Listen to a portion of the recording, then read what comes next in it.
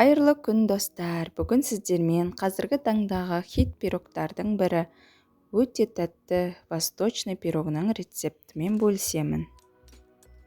Видеоны соңына дейін көріңіздер. Ең алдымен пирогтың қамырын жасаймыз. Ол үшін 2 жұмыртқаны алып, оған шекерді қосып жақсылап араластырамыз.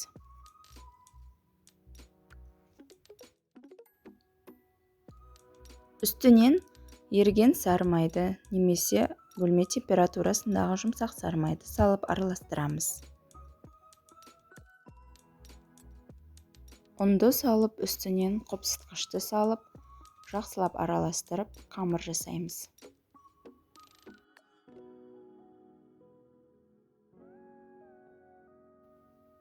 Қамыр жұмсақ болып шығады. Қамырды пакетикке салып, тоңазытқышқа 10-15 минутқа қоямыз.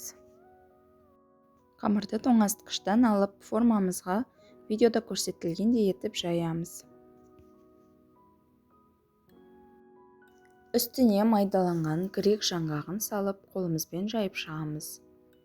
Мейізді де салып, дәл солай қолмен жаямыз.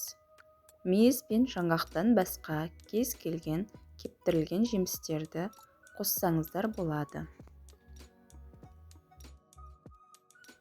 Дайын болған салмамыздың үстіне сгущенканы құйып шығамыз.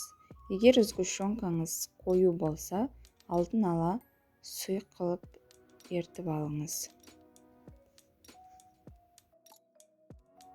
Пирогты алдын ала қызып тұрған пеште 180 градуста 15-20 минут пісіреміз.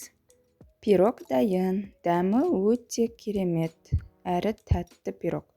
Үйде ыстық шайға пісіріп, шай ішуді кеңес етемін.